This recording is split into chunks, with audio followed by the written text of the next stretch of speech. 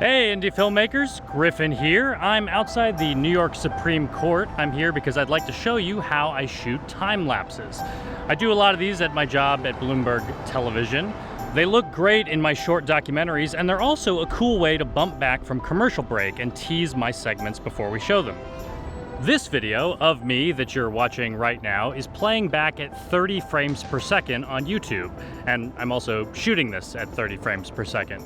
But a time-lapse is when I shoot frames at much slower intervals, like 1 frame per second, and play them back at 30 frames per second. The resulting fast motion means that even the slightest change in camera position or focus or exposure can ruin the effect. So I need to lock down the camera on a tripod and definitely shoot this in manual mode. The simplest way to capture a time-lapse is to shoot regular video for a long time and speed it up. But what I don't like about this is the lack of motion blur. Every frame looks so staccato. Dot, dot, dot, dot. If the gap is big enough, it's hard to see the relationship from one frame to the next. Normally, I want my shutter speed to be twice as fast as my frame rate. Right now you're watching 30 frames per second, and my shutter is set to 1/60th of a second, which creates a normal amount of motion blur. But for this time lapse, I don't need to shoot video, I'm just gonna shoot a photo every second. So I should change my shutter speed to 1/2 of a second. In sunlight, you can see why this is a problem. I'll make sure my ISO is at its lowest setting, and I can close down my aperture all the way. But even still, a half-second shutter speed just lets in way too much light. That's why I need an ND filter. This one is way too dark for video. It drops my exposure 10 stops. That's 1,000 times darker, which makes it ideal for time-lapse. Now I can open my lens to its widest aperture and still shoot with a half-second shutter speed. If you don't have a crazy dark ND filter for time-lapse, you could get away with stacking filters, but if it gets too thick, it'll end up in the shot. That's because I like to shoot my time-lapses with a wide-angle lens, the Tokina 11 to 16mm. And the camera I'm using is the Panasonic GH4, which has a built-in intervalometer. An intervalometer is what tells the camera to fire its shutter at a selected interval. Even if your camera doesn't have one built in, you can buy these external intervalometers, and they work with a lot of different cameras. On my camera, I'm in manual photo mode, and if I go to time-lapse in the menu, I can set the interval and the number of images.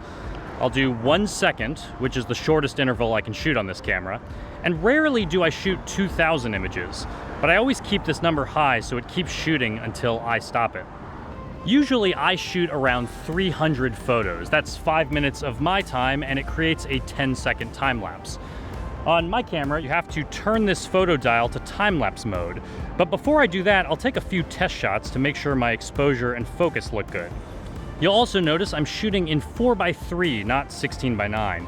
That's because 4:3 photos use the entire sensor, which gives me the freedom later to crop it how I want.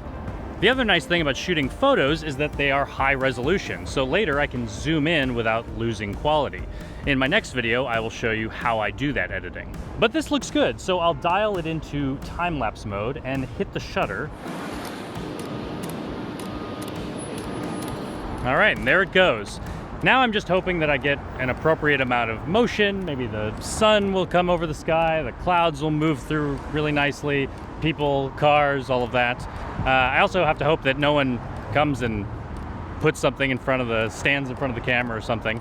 I was shooting with the Secret Service and noticed that when I stepped away from the camera, they got a little bit curious about why my camera was there, and they decided to drag a laundry cart and place it in front of the camera. So when I came back, half of the time-lapse was just black. Well, I've shot way more photos than I need, and now there's a truck in the shot, so I'll go ahead and switch the camera off and then on. That will pause the time-lapse, and then touch the screen to end it. Here you get the option to create an MP4 video file, which is useful for reviewing it to make sure I got what I needed.